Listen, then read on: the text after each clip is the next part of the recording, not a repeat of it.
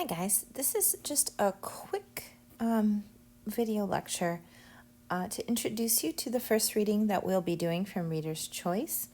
So I just want to point out a few things to you and go over a few of the questions with you to model them for you before you do them on your own.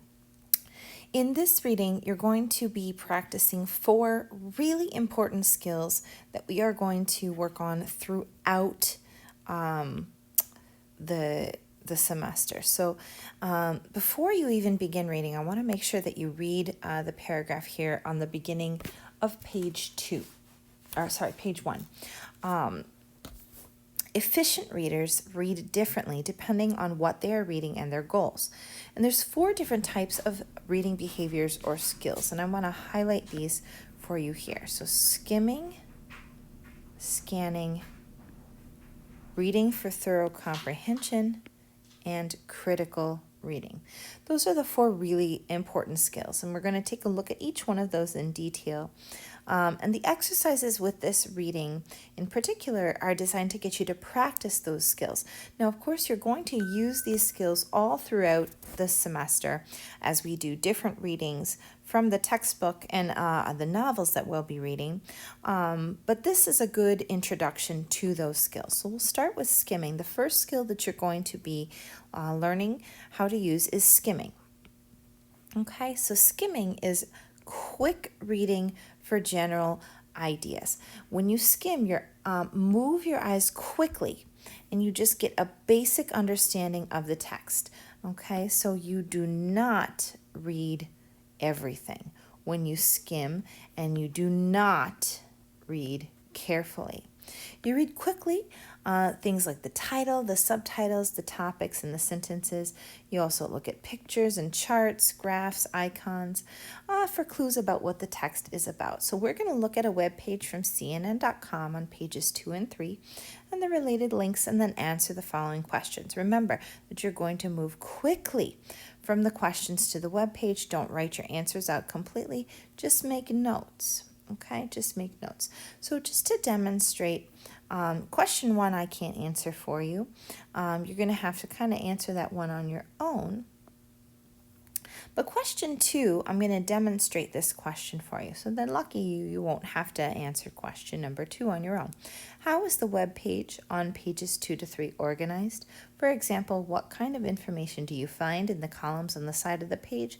What else is on the page? So I'm just going to quickly scan, okay? So I'm looking at that. I see the main article is in the middle of the page. There are resources and links to other websites from CNN on the left-hand side of the page.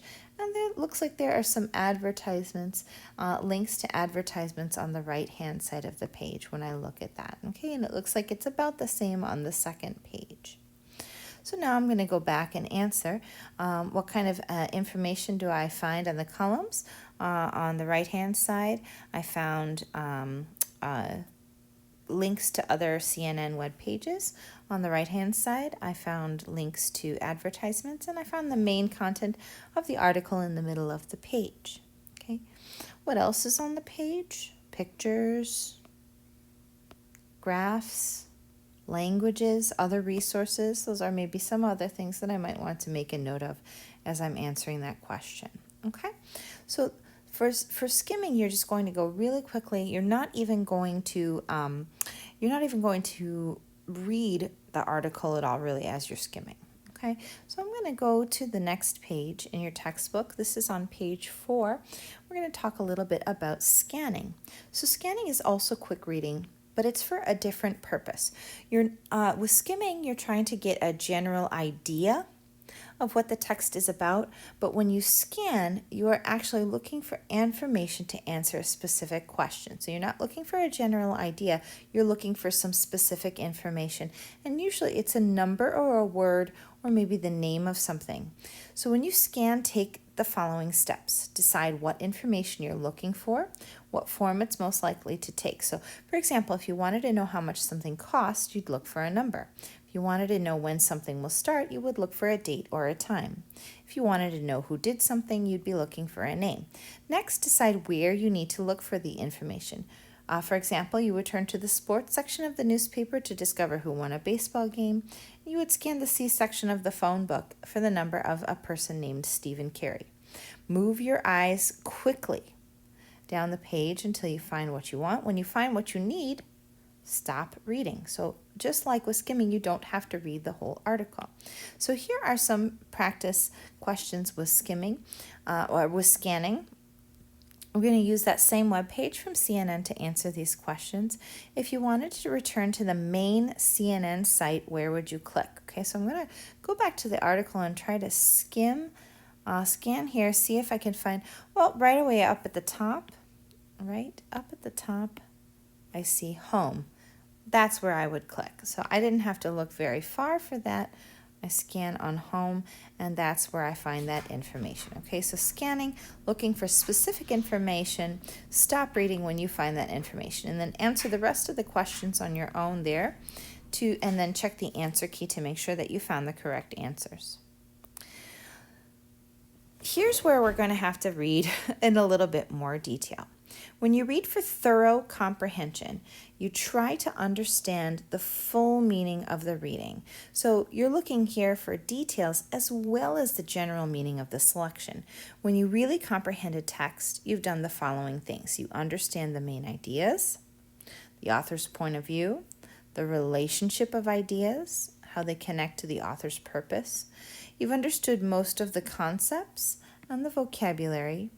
You might have to guess the meanings of unfamiliar words or look some words up in the dictionary if necessary. And then you've begun to note some of the ideas and points of view that were not mentioned but might have been implied. This is called drawing inferences. And it's kind of the start as critical reading, which we'll take a look at in the next section. So the questions here, these true-false questions and short answer questions, give you some practice with thorough comprehension. I'm not going to demonstrate how to do this one. I think you should be able to do this on your own, but make sure that you check answers and read explanations in the answer key when you're finished. If there's any that you don't understand when you're finished, please post to the question section in the discussion board, and I can try to help you understand that a little bit better. The last section that you're going to take a look at is critical reading. When we read critically, we draw conclusions and make judgments about the reading. What inferences can be drawn from this? Do I agree? Do I disagree? We often do this when we read, but in some cases it's more important than others. For example, when authors give opinions about important issues, you've got to make a decision on your own. So again, use the webpage from CNN. Try to answer the following critical reading questions. Some questions require an opinion, but you should make sure that you can defend your answer choices. For now, this is just practice, but in the future, you're going to be submitting some of these critical reading sections for homework points. So make sure that you take your time with these. You can check answers in the answer key, but for a lot of the critical reading questions, there isn't going to be just one right or wrong answer. There may be a lot of different ways to answer the question depending on your own opinion.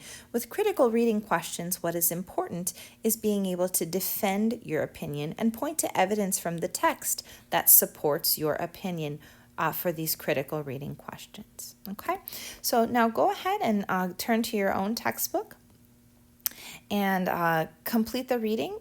Please do it in order. Start with the skimming questions, read then the scanning questions, and then read the article in detail to answer the reading comprehension and the critical reading questions. And then when you're finished with everything, go ahead and check the answer key posted on Blackboard.